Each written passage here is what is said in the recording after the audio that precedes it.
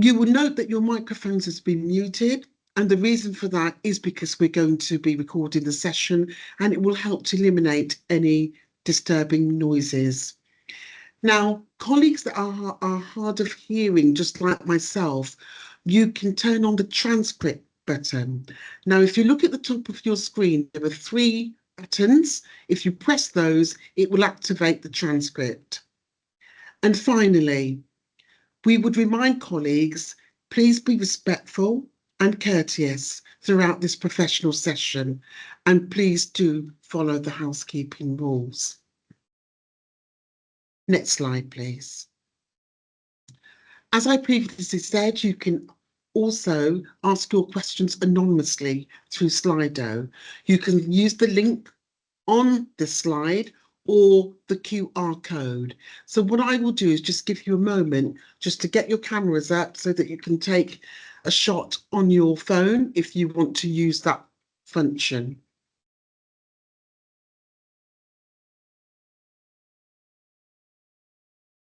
Thank you. Next slide, please.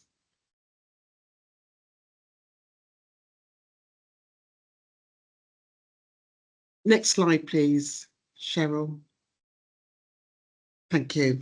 Your facilitators today are myself and my colleague from Northamptonshire Carers, Cheryl Young. And also the next slide will show who your keynote speakers are. We have Jane Evans, who's a staff network chair with Northamptonshire Healthcare Foundation Trust, and also Helen Garrett, who's the Assistant Director for Health Transformation and Communities from Northamptonshire Carers. Next slide, please. So I'm delighted to introduce to you now our chairperson for the event, who is Mark Major, the Chief Executive Officer of Northamptonshire Carers. So it's over to you, Mark, now. Thank you. Thanks, Diane, and thanks very much, everybody, for attending, and really lovely to see so many of you on this sunny Friday afternoon. At least I hope it's sunny where you are. Obviously, carers is a topic that's very close to all of our hearts, and there's probably never been a time where carers are more important to think about in some of what's going on in the wider health and social care system. In terms of context for that, I'd draw you to the fact that we're soon to see a 10-year plan for the NHS.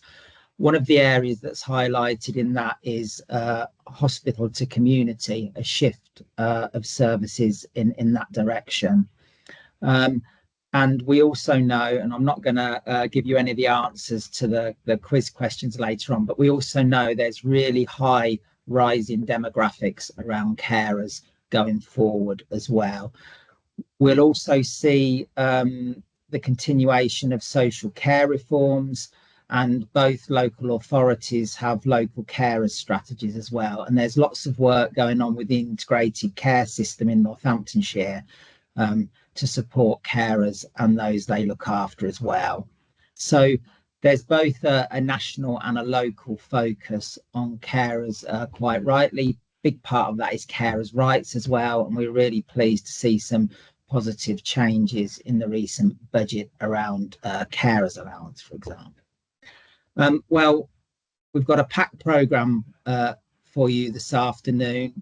Huge thank you to all of our contributors, and the areas we're going to focus on really. So we're going to spend some time around carers' rights. We're going to focus in on working carers, particularly within that. We're really pleased to welcome some carers who are going to give us some of their experiences. We've got a quiz for you as well. No phoning a friend, you're on your own with that.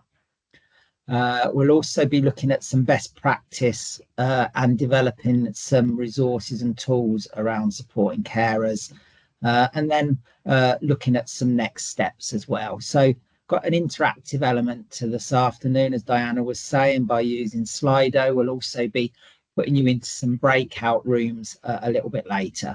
So if we get going then, and I'm going to introduce you now to Helen Garrett, and Helen's going to take us through the next part of this afternoon.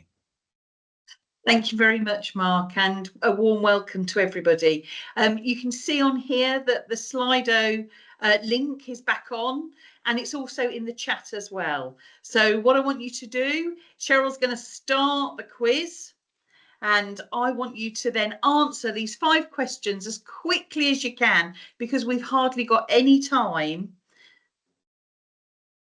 And whilst we're doing that, Cheryl, would you move us on, please, to the next slide?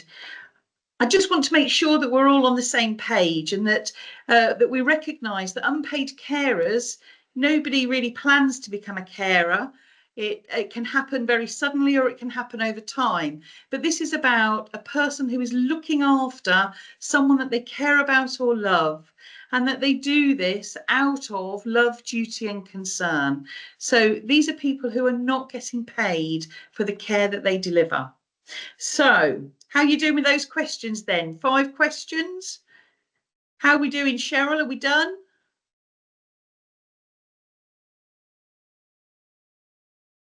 Yeah, we're getting votes in, so people are still joining. So keep pressing those buttons, folks. Could you put the QR code up again? Do you mind, please? No, not at all. Thank you. There you go.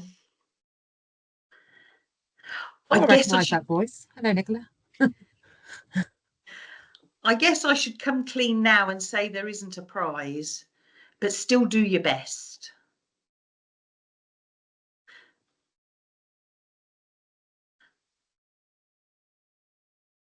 Okay.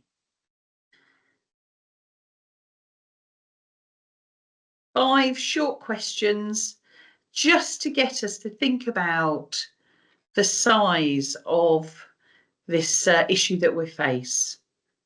Yeah, just give it another minute, Helen, because it's there's quite a lot popping up now. So I'll let people in then. Them, Poor Cheryl, she's multitasking, but she's used to that.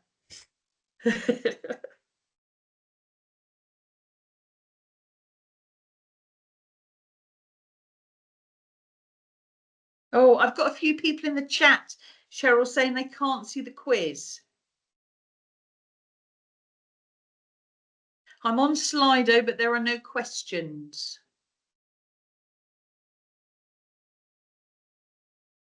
That's strange, because there's about 30 people have answered.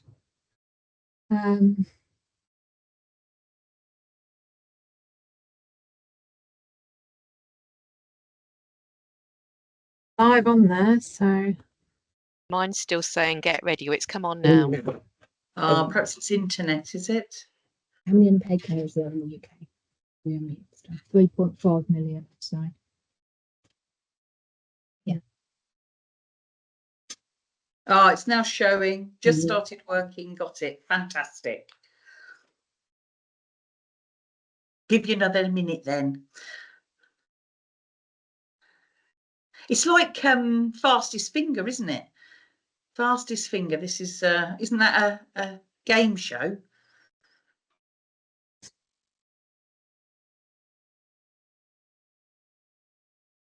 It's been closed without answering the questions. Have you closed it, Cheryl? no, it just closed automatically though. All right, well, let's go on to the answers, folks. Cheryl, would you mind the next slide, please? Thank you. And the next one after that. Okay, so there are at least 5.8 million people across the whole of the UK who are unpaid carers, and this is information from the last census. So the scale of this is really extremely large. I can see some people happy there of having got the right answer. And the next one, please, Cheryl. Sorry, I'm watching the other one as well. So here in Northamptonshire, we have at least 70,000 people who are in an unpaid caring role. And that again is from our last census. Now, these are conservative. Some people don't identify themselves as unpaid carers. So these are conservative figures. But as you can see, that is a very large number of people who are doing this caring role. About 600 people every day give up paid employment to care for someone that they love.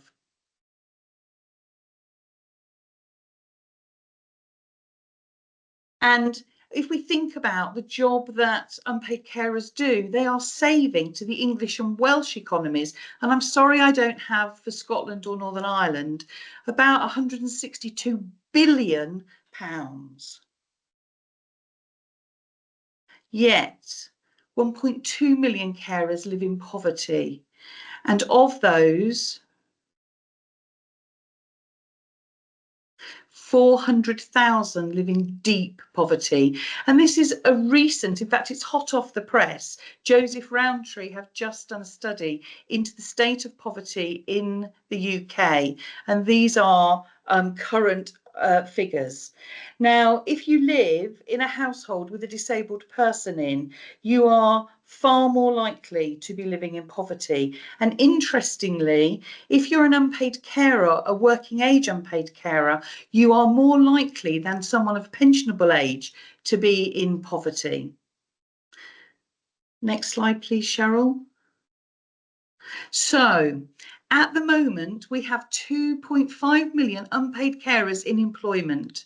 Let's look today about how we can help keep them there, working and improving their own health and well-being. Thank you. Thanks very much, Helen. So just a few really quick observations on some of those things from the quiz then. So we know, because of the demographics and particularly the number of older people rising during this current period, and the number of older people in Northamptonshire, for example, is rising 27% over the next few years. That's people over 65 and 75. So this plays out really that will be, from a caring point of view, more people caring for more people for more years.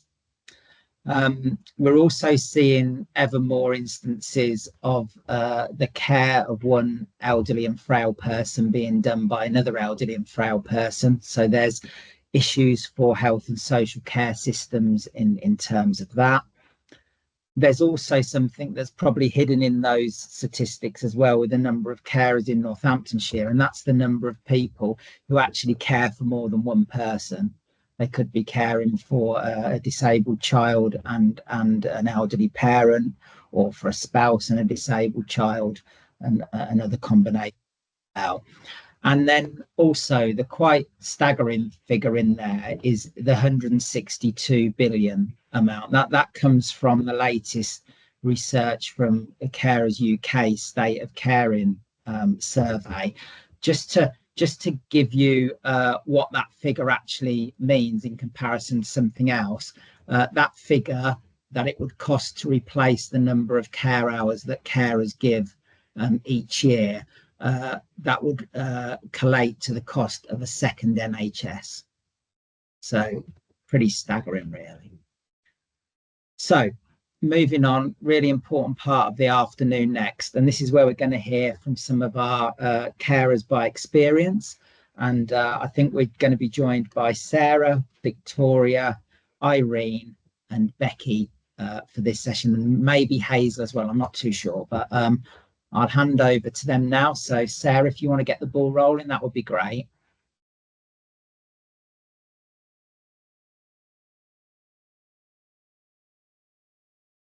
Hi there, everybody, and thank you so much for asking me and our wonderful carers to just talk about what it means to be in employment and being a carer. Over the years, I've been a carer for multiple members of my family, as well as my son, who was diagnosed with a chronic illness when he was 13.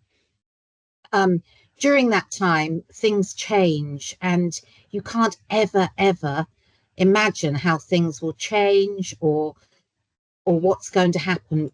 Absolutely, from day to day. Day to day is different every day, and to have a workplace that is incredibly supportive and is right by and stands by your side while you're caring is so important. And when you're juggling hospital appointments, when you're juggling talking to professionals, when you're juggling the care of that person, just to know that you haven't got to juggle work and you've got great supervision and great support, is just such, it just takes a weight off your mind. And when you are working and caring, you know how difficult it is, and nobody gets 100% of you, and you need to give that person that you're caring for 100% when you reach crisis, and particularly when they're having hospital treatment, when they're having procedures, when they're having operations. And I've been very lucky. I've worked for Northamptonshire Carers for a number of years, and I've had incredible support. And because of that support, it makes me feel very proud of the organisation I work for. And when things are good, and when you're going through a good time and you're not in such a heavy caring role, you want to give back to the organisation almost to thank, if you look after your employers, they'll look after you. And that's what it's always felt like to me. Obviously, you don't have a perfect time all the time you're at work, but you really want to give to the organisation because you've been so well looked after. And I think that's what's so important. And it's a bigger picture. And I know it's not always easy. I have children that work in schools, and when you're a teacher, for instance, it's very, very difficult to be a carer because things have to be covered on a weekly basis, on a daily basis, and that's really, really difficult to cover. And not all organisations and workplaces can see a larger picture, and we understand that. But I think education would really help, and people could have a lot to learn from Northamptonshire Carers. That I know we work for a carers organisation, but they do really understand a caring role and how to support that person, how important it is. I think my 3 minutes must be up. Apologies if I've gone over it. I'll pass you over to Victoria now, who's not had such a good experience in the past. Hello, everyone. Thank you very much. I'm going to share a completely different experience I had, in contrast to the good one that Sarah's had. When I started to care for my dad in 2020, we were furloughed at work, and that was when my caring role began. The minute Boris Johnson locked us down, strangely, that's when it started. Dad went into hospital, but I was furloughed, so I felt a safety in the fact I didn't have to share the details of how poorly Dad was until he came out of hospital. And I noticed he was never, ever going to be out. I was never going to be able to leave him alone. I felt that was the right thing to do. But sadly, the manager at the time had a different opinion. And when I look back and I reflected upon this last night, and it still upsets me now, because when we used to touch base, and he would say, we'll be coming back to work soon, Victoria, and won't be furloughed forever. So I used to share with him how poorly Dad was, and he had a catheter, and anyone who's experienced that knows how difficult it is for the cared for, more than the carer. And because he was a man, the manager, I expected some sort of appreciation. But when it was time to go back to work, he said to me, and this is no word of a lie, he said, just plug your dad's night bag in and come to work. He'll be all right till 4:30. Well, how rude, how discriminatory and disrespectful he was towards my dad. And also, he diminished my caring role instantly. He had no rights, and I handed my notice in, which was the best thing I could have done. And the caring role was enormous, but it was amazing to spend all that time with Dad. And when I walk around the shops now and I see a carer with their cared for, I smile, and they smile back, because we're an army. carers are an army. We don't even need to know one another. We have that shared experience. And what that man did, that manager, he did me a favour, because the job I had as a carer was the best job I could ever have. And I'll remember him forever, but not because, not for any other reason, but he did me a favour. Amazing. Thank you, Victoria. Hi, I'm Becky. Thank you for asking me to talk. A few of you may know me. I volunteer here as well as being part-time employed in the estate office at Castle Ashby. I'm really fortunate in that my employer is very understanding of my caring role and responsibilities, and I'm able to work flexibly. So I have a core number of hours that I'm paid for each month, and more or less I can work those as and when. And I know I'm really lucky that my job enables me to do that. And there are many roles, like Sarah mentioned earlier, where you wouldn't be able to just, be able to work at night or a weekend or anything else like that. I think it's really important to recognise that, as well as for financial reasons for needing to work, many carers actually need to work just for their own sanity, actually getting out and if you're able to get away from the cared for person, just to be in a normal environment. Maybe some days you want to talk about the things that aren't going so well, but often you just want to get there and not be asked what's going on outside of work, just to be able to crack on and get on with it. I know it's difficult for my line manager. They have to sort of manage the other employees, in the sense that there could be some resentment from other people in the workplace who see me swanning in and out whenever I feel like it, or in their mind that's how it is. And because they don't see me at a weekend or an evening working, they just see that I'm not there very often when they're there in the core hours. So I know that that's something that has to be taken into account with working with other staff. But obviously I'm just very fortunate, and I wish everybody was as lucky as me, because the benefits you get from working, and hopefully that they get from me, and the fact that I can maybe, if some of the other employees are having a rough time about something, I've hopefully got that sympathy and understanding to pass on to them as well. So that's me. Thank you. I think we have Irene now as well. Irene, you have your mute on. Irene, we can't hear you. You take you. Brilliant. Welcome, Irene. Thank you for having me. Well, really, my caring role has started from a very young age, because I actually come from a very large family, and also came to England quite displaced. So it was very much looking after all my brothers and sisters. And I had one particular sister who actually suffers from epilepsy from a very young age, and we were taught how to care for her from a very, very young age. Fortunately, my mother then happened to be able to care for her, because at the beginning she was quite ill, but eventually improved. And I backed out, and because I was only a young person myself and wanted to do all the things that young people do. Eventually got married and had my own children. And again, I was a carer, because years ago, when your kids were born in the 70s, conditions weren't recognized, like ADHD and things like that, and really struggled because nobody could actually make a diagnosis or find out what was wrong.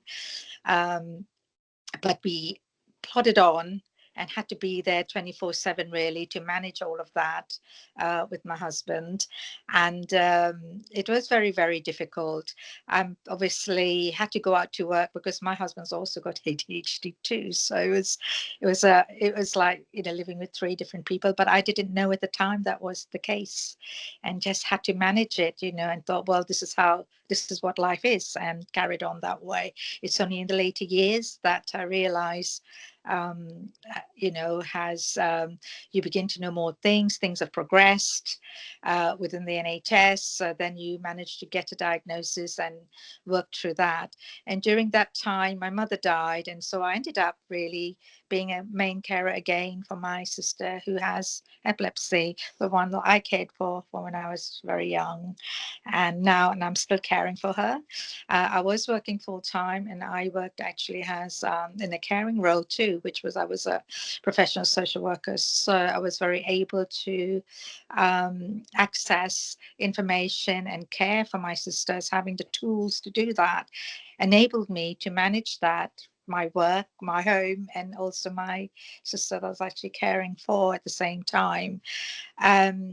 And I actually never even recognized the fact that I was a carer, even though in my professional job I was advising others and putting them in touch with carers and for them to get support, but never ever looked at my own self to say that, well, actually, I am a carer. It's only friends and colleagues that have recognized it, have said, you are a carer, and really need to go and get some support and help and register yourself. And that's how I came about to know the Carers Association in Northamptonshire, and that has actually been a great help and support for me. I mean, I wouldn't change anything, but it's, if anything, it's making me very strong, and being able to help other people in the same situation. And also, I do some voluntary work for Northamptonshire Carers as a carer champion, so that all adds to it. And providing that support. And I got quite a lot from Northamptonshire Carers in terms of getting that particular support. I am now retired, so I still look after my sister. I'm actually in her home at the moment. She had a fall a couple of days ago, so it was all sort of a emergency situation at the moment. So that's why I thought, I'm not in my own environment, I'm in her home. I haven't got my laptop, I'm on the phone, so I found it quite difficult to navigate all the different things that you were saying because it's so small on the phone. So anyhow, I managed to say my piece. But I mean, obviously, in terms of caring while you're working, it's really, really essential and important that you do get the support to enable you to carry on doing the job that you do without pay, really. But support is absolutely essential. And I was very fortunate in my profession that I had line managers that were able to assist me, and so that I was able to provide the care and support for my sister. And I didn't live locally, I lived away, so a lot of it was very much traveling back and forth. I lived with her for a while after my mother died, but then also wanted to enable her independence too, not to be too dependent on me. So it's doing all of that sort of stuff as well. It's, promoting independence whilst you're trying to provide the support for your cared for person. So I hope I managed to give you the gist of it, because there's so much, and you can't really encapsulate everything during that time. And maybe my time might be up now.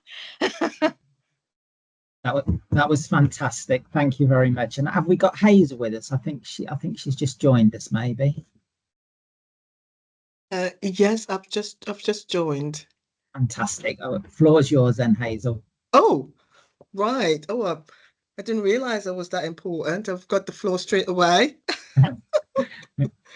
Thank you, everybody, and good afternoon to you all. Apologies for being somewhat late. I was doing some interviews, so I was just having to juggle things around. I think I was asked to do a little synopsis actually of my story or journey, and it's one that's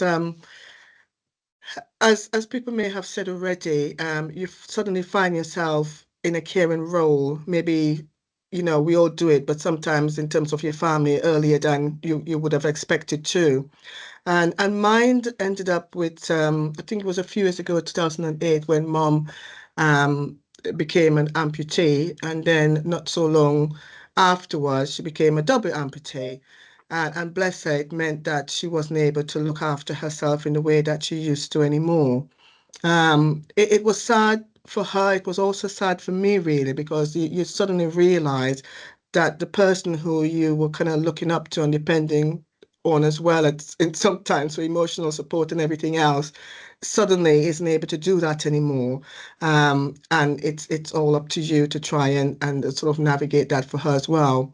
What was also a challenge for me as well, that what mum wasn't in the UK, she was over in the Caribbean. So it meant trying to negotiate care long distance. And I didn't even know where to start. It was trying to kind of ensure that she had the right care with the right people, as we all know. But being here, trying to do that and talk to people proved quite a challenge. What also was a challenge was also the time difference. So it meant sometimes staying up late in the night to try and get connected with the people. It also meant trying to negotiate with work as well, to ring sometimes in work time to talk to these people, trying to get hospital appointments, doctor's appointments, ensuring that the people were in the right place at the right time to provide the care that you needed was all a challenge. And culturally, I think one of the things that even I didn't realize and probably realize so much now, that there's um, an expectation that you look after, your folk, you make sure, that the care is in the home. Um, so thinking of a nursing home or care home just didn't come into the equation really. That was just off the cards. So I knew that, home care was what was important. So I did work really hard to try and achieve that for mom. It also meant doing some extra time, working some overtime, because suddenly you think money, what you thought you had, you suddenly didn't have. So I found myself, taking on shifts, doing the extra time where I can, doing the bank shifts, um, and almost running myself ragged, really, but at the same time doing it out of love, because it was my mum, and I would do it again if I had the chance to do it. Also, I was knackered at some time, coming to work, having been on the phone during the night, talking to various people and trying to ensure when things went wrong and people were ringing you in the middle of the night saying, we can't get into the house, or the carer has just left and they haven't done this and they haven't done that. And I was like, oh my goodness. At times I had a short, I had to go. I literally had to get on a flight and go there myself. Um, so I'm thankful for, the work and getting to know the carers, staff care, because that is something I didn't class myself as a carer really. It was just what I needed to do. So it just didn't happen until I think I spoke to Dan or somebody was talking to, and we're talking about, the carers, staff caring and things like that. And I suddenly thought, you know what, that would be helpful. And I found it helpful. It was a sense of relief. I felt more enabled to go to my manager and say, look, this is what's happening. I might need to take urgent holiday. I might need to leave, in the next week or so sometimes. It didn't happen all the time, but there was at least 2 occasions I remember that I just had to jump on the next flight and get there. So I'm grateful for having that understanding and being able to say what's going on, because I think initially I was just keeping it all to myself. I just got on with it.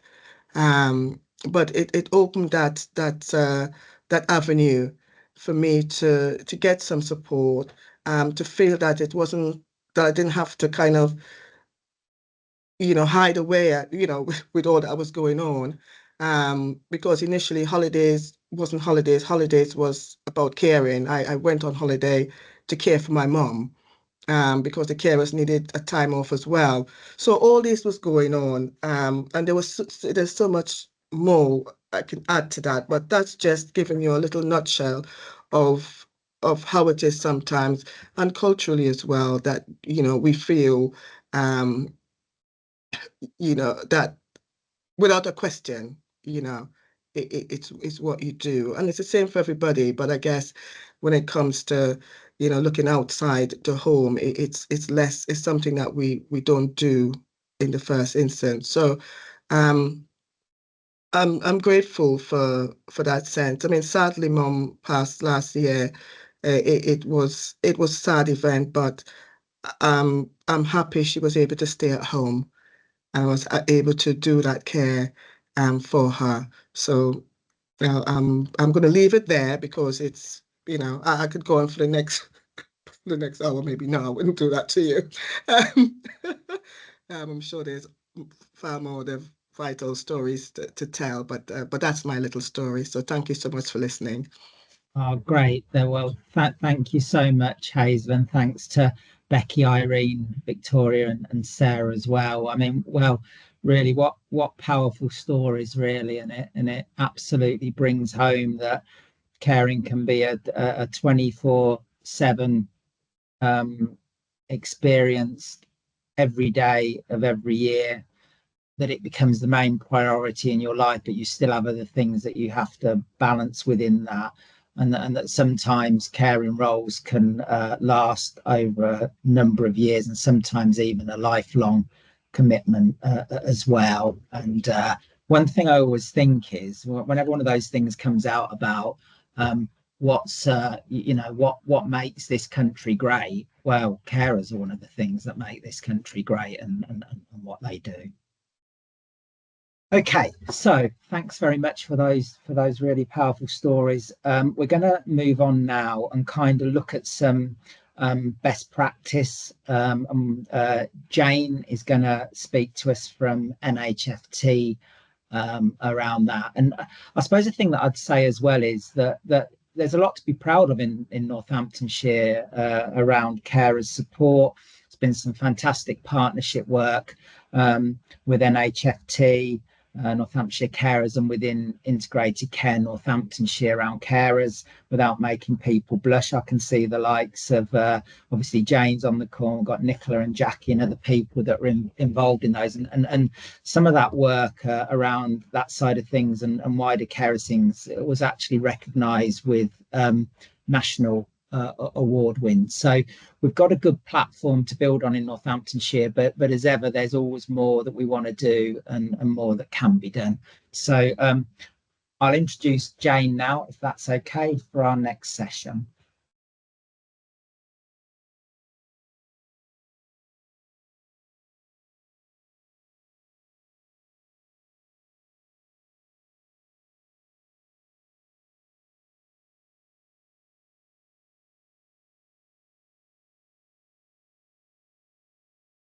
You're on mute, Jane. Jane.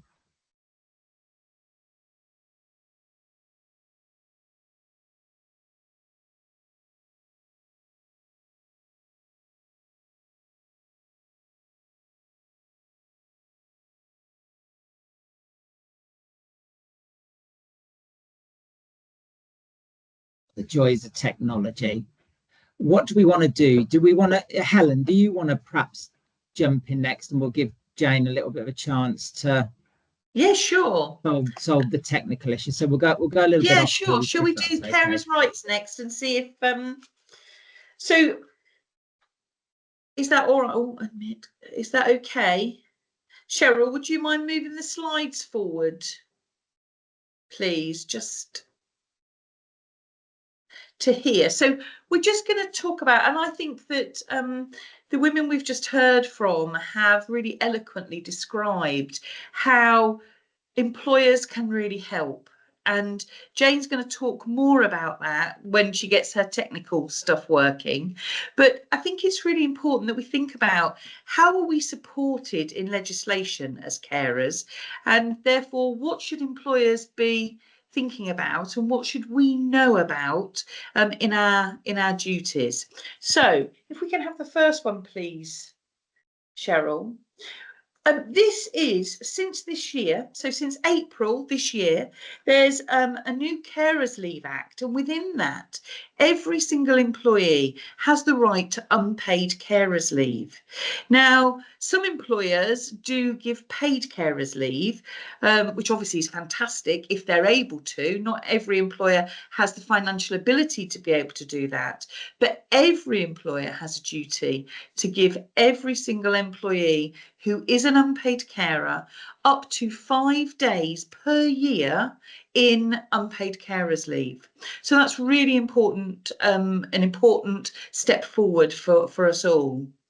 And then we also have the right to request flexible working. Now, the changes again this year are that this can happen from day one of our employment. So we don't have to be in this job for 6 months or whatever, you know, in terms of probationary periods and those sorts of things, we can, if we are an unpaid carer, we can ask our employer for flexible working from the start of our employment. Now, that might be in terms of changing our hours. It might be about changing our working pattern, the days that we work.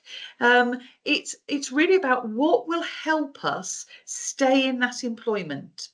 Now, the employer doesn't have to give us this request, but we have the right to request it, and we have the right to have that conversation with them about why this is important to us, and for them to hear about what our needs are. Now, within that, we can actually request this more than once a year as well, because obviously the people that we care for, their needs change. So we may make a flexible working request and have that agreed to, and then 6 months down the line, actually that's not working as well anymore, and another slight change would help. So we can request that again. So it's not limited. So those are important changes that have happened. Thank you, Cheryl.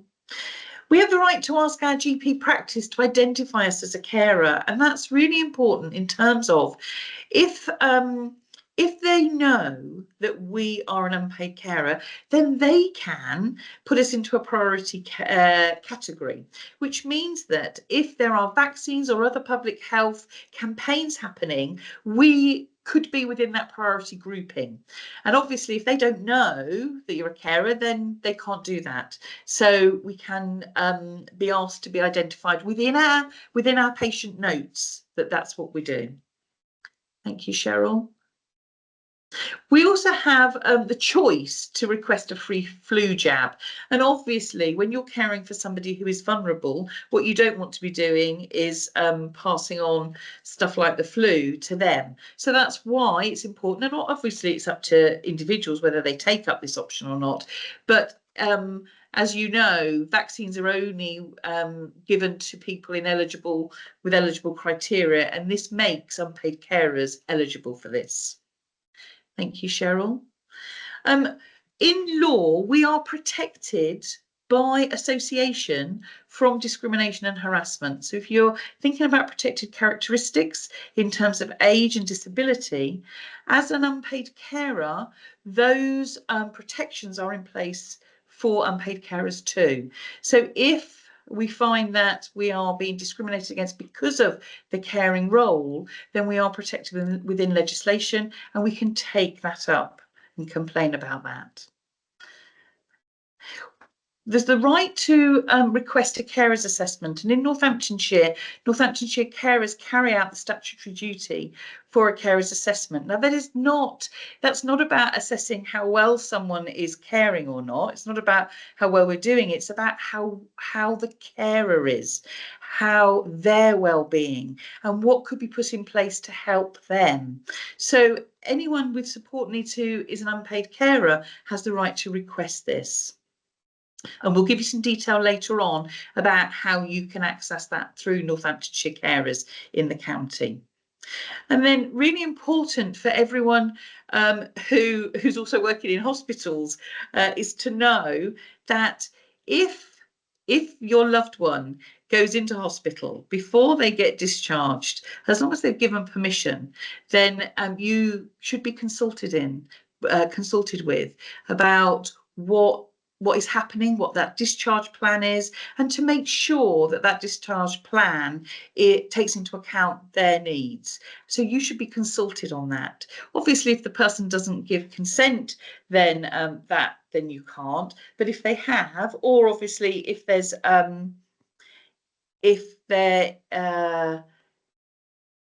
my goodness, I've lost my thread. Help me out. If there is a LPA? A power of attorney, a POA. I'd got the wrong thing in my head. If there's a power of attorney in place, then of course, if someone hasn't got capacity, then you can obviously be consulted. Okay. So they're the carers' rights. We weren't going to do anything else on that. Yes. Have we got Jane back on technical? yet? See, Jane, but we're having a problem hearing her. Oh, still. Ah, Can you hear me now? we can now. Yes, we can. Yeah, great. I say the microphone wasn't muted, so I don't know what the problem was. No, I think Diana's Sorry, having the same everybody. problem, so I'm not sure Oh, what. really? Right. Okay. Right. As what I started saying, and I'm so sorry you couldn't hear me. I'm Jane Evans. I work for an HFT, and I'm the chair of our Enable network, which is the network for people with disabilities and neurodivergent. And I'm also covering the Working Carers network at the moment because my colleague Lisa Hibbins is unable to do it. So, but myself and Lisa started the Working Carers network in NHFT quite a long time ago, 10 years or plus ago. So it wasn't too difficult for me to step in and help and support at the time. So shall I go to the next slide, please, Cheryl? Yeah, so we've talked about identifying carers and identifying working carers. The challenges are really, as Hazel very kindly said, it was identifying herself as a carer. And the challenge is to encourage people to identify themselves as a carer. And the difficulty with that is you may start off just doing a little bit of something for the loved one that you're looking after, or the neighbour or the friend, but then gradually you take on more and more responsibilities. And it may be that you feel it's your duty to do it. But you don't realise how much work it's actually taking you. And then all of a sudden you can find yourself in this position where you are providing a lot of care for somebody. So that's a challenge for identifying working carers themselves, identifying themselves. But what I want to talk about is what it's like in the workplace. You've got managers. Everybody has a manager. And it's important that managers understand about what it's like to be a working carer, because I would say they need to be curious about what is happening in their staff members' lives. So if you have a team member who's a great member of staff, and all of a sudden something changes, they don't seem quite as focused at work, or something happens with the performance, they're not delivering as well as they used to. Maybe their annual leave pattern changes, so they're not taking annual leave over a week. They might, for a week, they might be taking a day here and a day there and half a day there. Or they may have their shift change. They're sort of asking for shifts that it's not quite normal to what they used to do.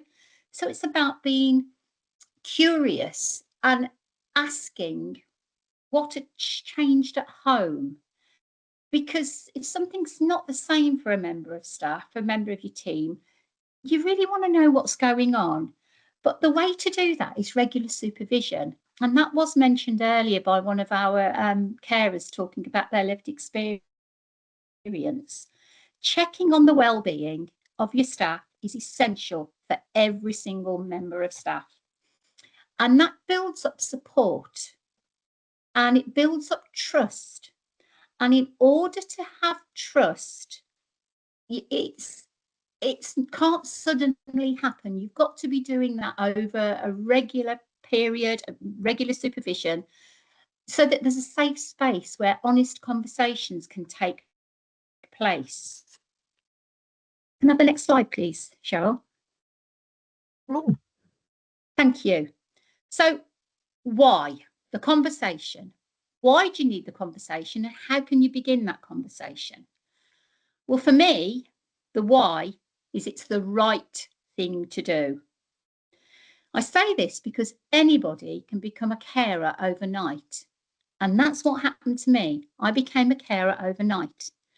And this can happen, maybe somebody that you live with, or a member of your family, or a child has an accident. There's a sudden serious health episode. Somebody has a stroke, or a diagnosis of cancer, or some other life-threatening diagnosis.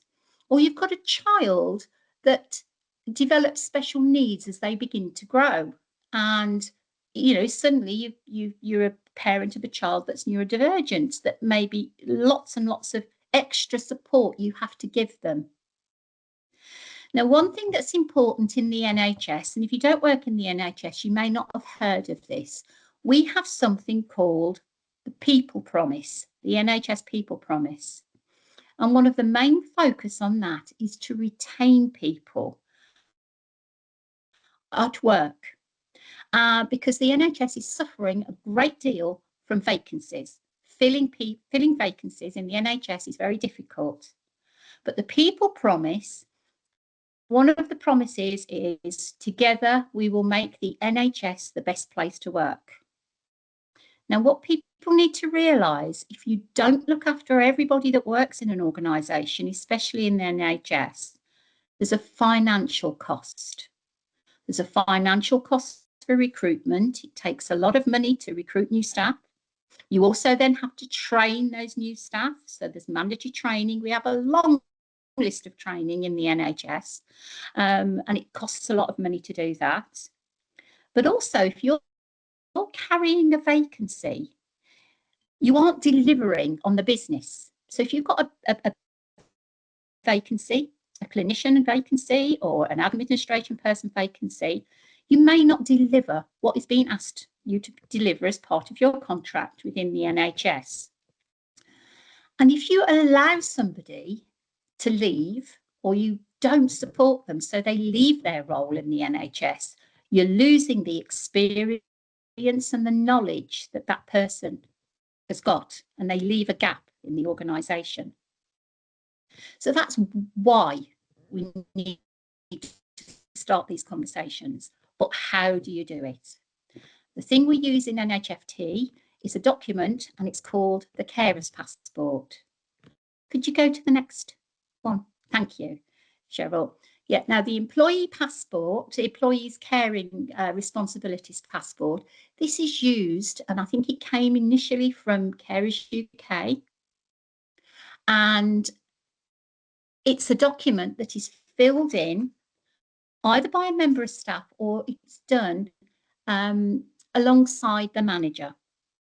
And it's where the important conversation about what the working carer needs to do to care for the person and how the organisation can support them. A copy of this document is retained in the carer's personal file because it helps any new managers that might come in to understand the background of maybe an agreed working pattern or any other reasonable adjustment that's been put in place for that member of staff. And it can follow that member of staff if they change their role in the organisation. Often an update is needed. It's good practice to update it if things change, either the job changes or the circumstances that the individual's in changes. In NHFT, managers are supported by our HR department. We also have something called a reasonable adjustments guide. Now, the reasonable adjustments guide is very useful for people with health concerns, but it's also really good for our working carers because it gives examples of flexible working or reasonable adjustments that NHFT have come to organise with different members of staff depending on their needs. You still have to remember that the member of staff still has to be able to deliver their job. They still need to be able to do that part of the business that their service does so that they're fulfilling their key performance indicators for their service. But it means that managers may have to think creatively. So not only does a manager have to be curious, have to gain trust with their members of staff, they also might need to think creatively on how they can support a working carer and still meet the contract. Now, NHFT, we offer now a 4-day excellence in leadership training course for all of our managers. And NHFT takes the people promise very seriously and the retention of staff very seriously. And out of that 4-day of training, there is 1 day that is dedicated to the people promise and staff networks. And it includes what the working carers passport looks like, the health passport, and it's helping to create a more inclusive culture within the organisation and also a compassionate culture, because looking after your staff means they're in the best place to deliver quality care for patients. So we want to retain staff, retain their knowledge, and if possible, and most of the time it is possible, to provide a flexible working or a reasonable adjustment to allow that working carer to stay in a job and still look after their loved one. Now, here I'm very briefly going to tell you about my own experience. My husband was diagnosed with stage 4 cancer. Overnight that happened. I suddenly became the carer of a man who'd worked in the fire service, very capable man. All of a sudden, he got stage 4 lung cancer. Into that whole regime of treatment, he became very, very physically poorly, but also his mental health was very poor. And he needed looking after completely, showering, getting drinks for, preparing food before he went to work. And I found myself in a position where I was taking annual leave every 3 weeks to take him to oncology and to other appointments.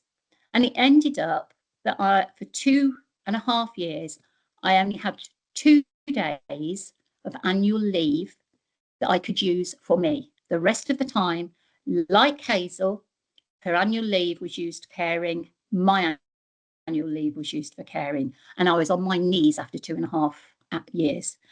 It wasn't until I had another manager come in who asked me a question: why are you taking annual leave like that? And when I explained, it was, that is not going to happen any longer. She arranged that I could take my husband to his appointments, and I made up my hours at different times. Now, it isn't always possible to do that for everybody. I was fortunate that I could do some of the work I needed to do outside core hours. You can't do that for every single member of staff. I was fortunate I could. But it's things like that that made a big difference to me. And then 10 years ago, as I say, we started the Working Carers Network in NHFT with the help of Northamptonshire Carers. And it's made a massive, massive difference to a lot of working carers' lives. And it made a huge difference to me working with Jackie and Nicola at the time.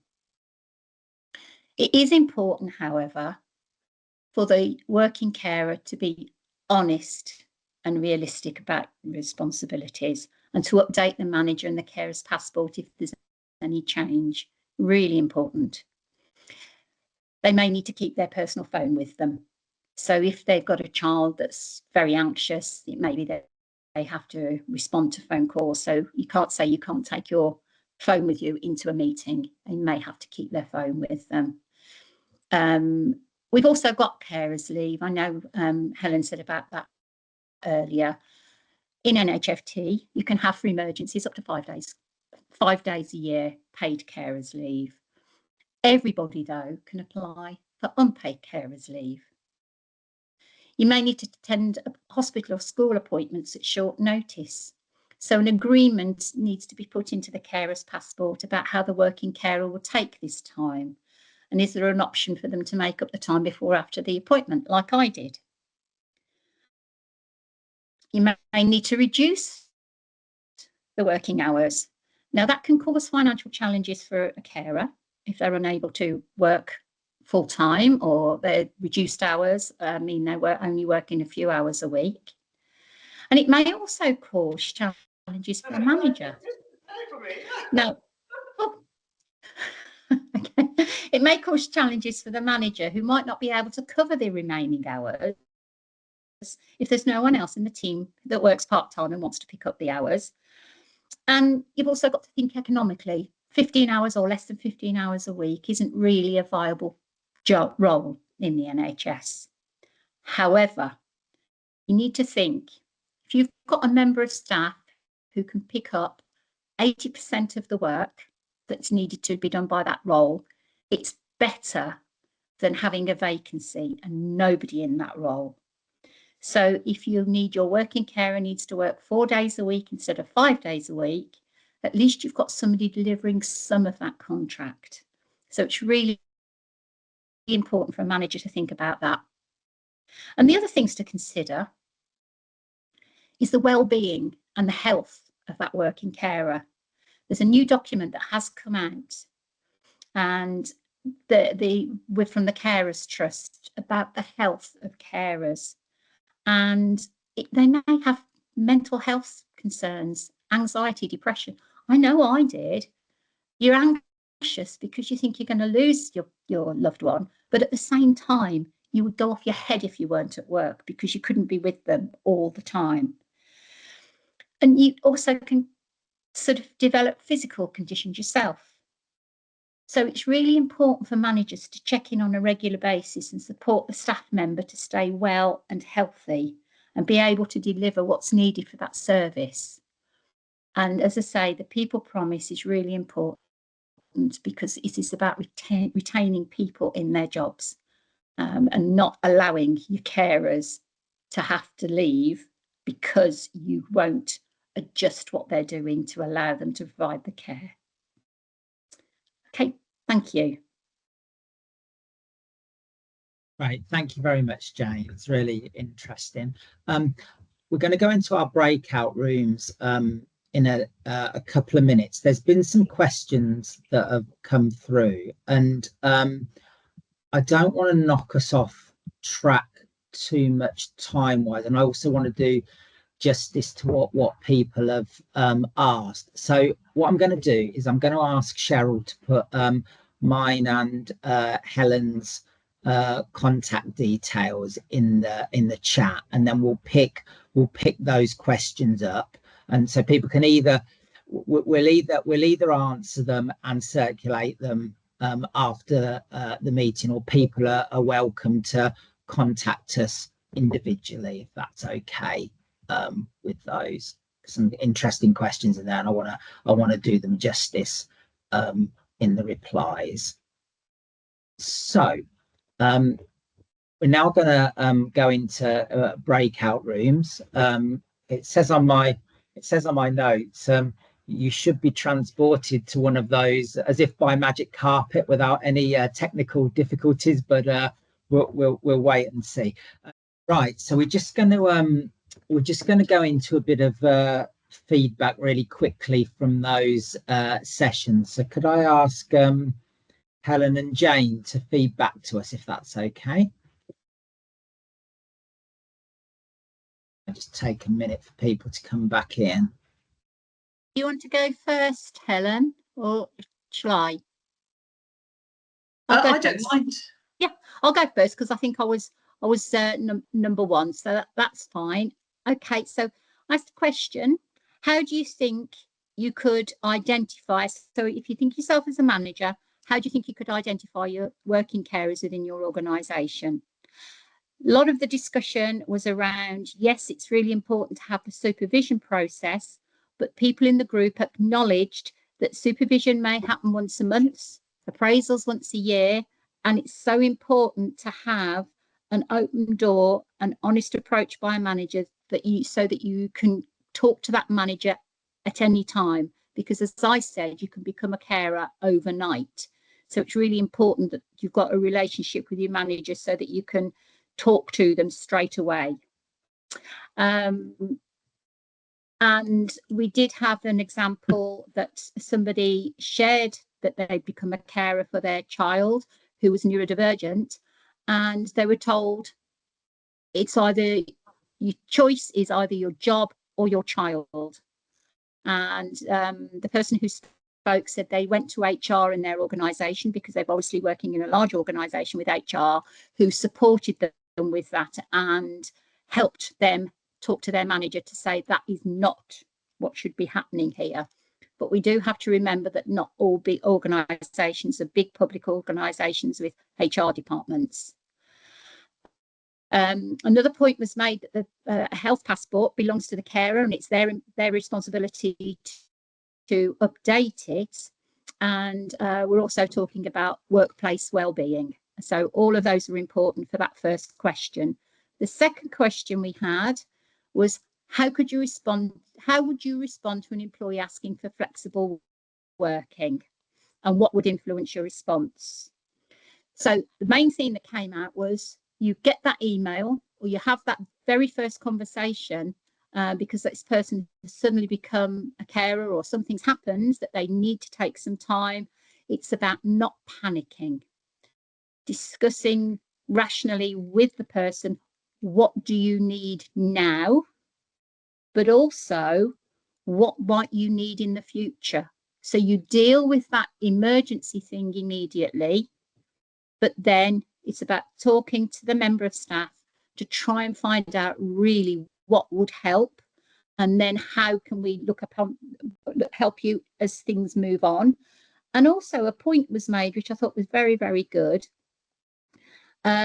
It's also about making sure that the support services are around. And Nicola, right at the very end of our session, said you need to have peer group support. So we've got a working carers staff network in an HFT. That may be possible, a peer group of some sort. Also about the person putting in contingencies. So if they suddenly had to leave work, there's a contingency plan that they've done with their managers so somebody else could pick their work up. And also about other things that could support. And that was talking therapies or some wellbeing support provided by the organisation. We're very lucky in NHFT we have that, but I do appreciate not every organisation is big enough to be able to do that. But you've also got Northamptonshire Carers, and I know Jackie and Nicola, when I was working with them, in that they'd listened to me, and I've just told the story about kicking squash bottles around the kitchen, but we won't go into that now. So that's from my group. Lovely, thank you, Jane. Helen? Okay, so in our group, we looked at what would help carers to identify themselves as carers in the workplace. And we had a great suggestion around mandatory training, that we should put this on for everybody and for new staff when they came in. I mean, that would show that we take this matter seriously and that what we do. We felt that not only regular supervision was obviously important, but actually managers knowing their staff and understanding them as people in their own right. So we talked about informal chats and how they've got lost as we're in a world of meeting people on Teams rather than over the kettle, and how we kind of need to think about that. We also felt that it was important that there was a kind of buddying, and we really like the idea of a working carers peer support group, and if not one of those, then an opportunity to buddy up with other people. We also talked about the culture, what culture would help working carers, and in that we felt that it was really important to have policies in place, to have training, but also to have a wider understanding, so that if colleagues saw that someone was always having to leave at the drop of a hat, that actually there was a wider understanding about that, and that the culture allowed for that to take place. And then we also felt that managers needed to understand caring roles, that in both questions we felt that it was important that managers knew what they could do and what they couldn't do, and that managers needed to, I mean, it would be great if managers could know it for themselves, but to understand that everybody's caring role is different, that it is unique, and to take the time to understand what it's like for that individual. And I'm very sorry to say we didn't do our last one, which is what specific support do carers need, but we did kind of cover it in the other two.